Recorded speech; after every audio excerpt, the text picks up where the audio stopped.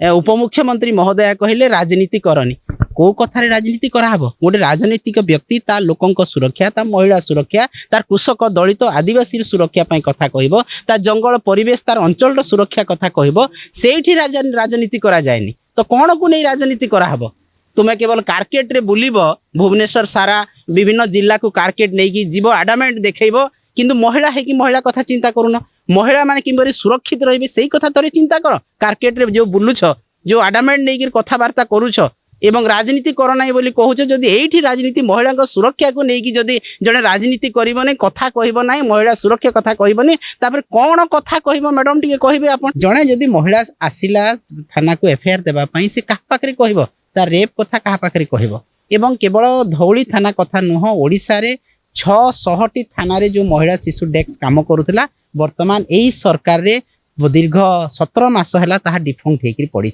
देखु भुवनेश्वर छाती उपरे धौली जो शांति स्तूप इंटरनेशनल पर्यटन स्थली से स्थान रे जो अमानवीय घटना घटला लोमहर्षणकारी घटना घटना गोटे नाबालिका छात्री को गण दुष्कर्म कराला आमे धौली थाना को आज आसलु ये विषय जानापी आमर दल सभापति विजु जनता दल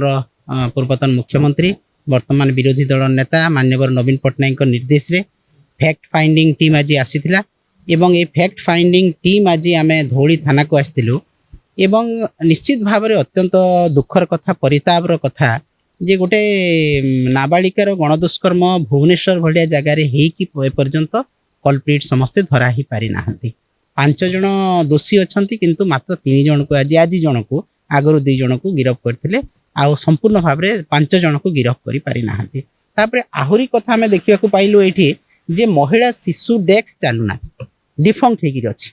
जड़े जदि महिला आसिला थाना को एफआईआर देबा पई से कहा पाखरे कहब तार रेप कथा कहा पाखरे कहब एवं केवल धौली थाना कथा नुह ओडिसा रे 600टी थाना रे जो महिला शिशु डेस्क काम करुला वर्तमान यही सरकार रे दीर्घ 17 मास है ताहा डिफंक्ट होकर पड़ी एटा महिला मान को कौन निया देबे महिला मान को कौन तांकर सुरक्षा देबे जदि महिला जने तार एफआईआर दे पारिबो नै 10 तारीख रे एई थाना को जेतेबेले से महिला से झींकर पुरुष बंधु आसिक एफआईआर देवाई कहले एठू तांकर एफआईआर रखा गला नहीं एवं सेइति पई तुरंत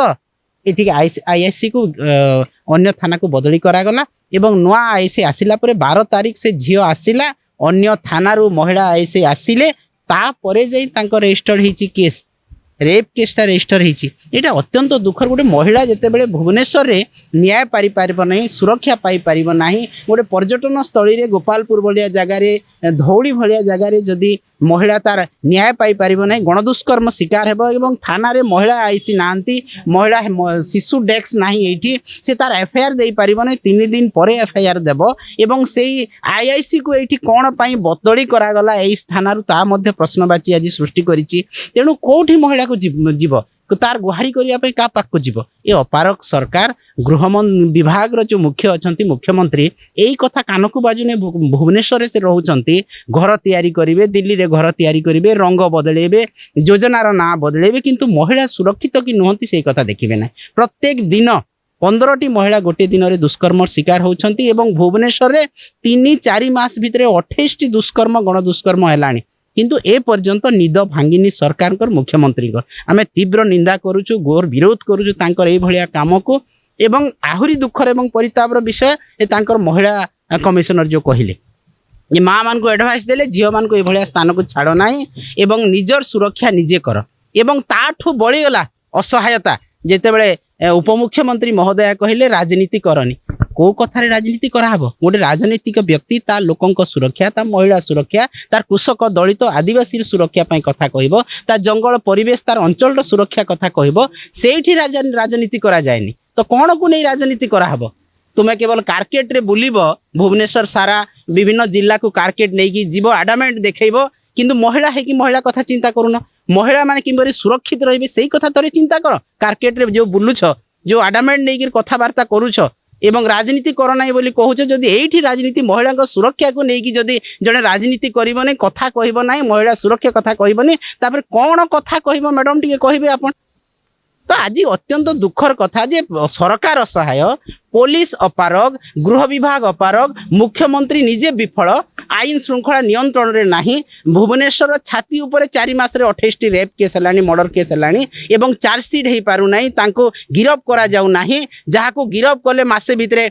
छड़ा जाउछि तो ताहले कोन आ महिला सुरक्षित हेबे साधारण लोक सुरक्षित आज भी मर्डर हेछि भुवनेश्वर रे काली एयरपोर्ट छकरे गंडगोल हजार हजार लोक जमा होते 50 जन आसिक खंडा बुलेइले तो आज कमिशनरेट पुलिस कौन करुच्ची एवं गृह विभाग कौन करुच्ची राजधानी आज रेप कैपिटल भाव में आज सारा पृथ्वी रे जनाशुना है रेकर्ड सृष्टि करानी विरल रेकर्ड भारतीय जनता पार्टी सरकार करिछि तेणु आम दृढ़ निंदा करुछु एवं महिला मान पर ये अत्याचार जदि बंद न हुए ताहले राजरास्ता रे बिजु जनता दल बाहरिकी न्याय पाई लड़ाई करिबो महिला मान सुरक्षा पाई लड़ाई करिबो एवं ए आंदोलन को गाँ पर्यंत नेब।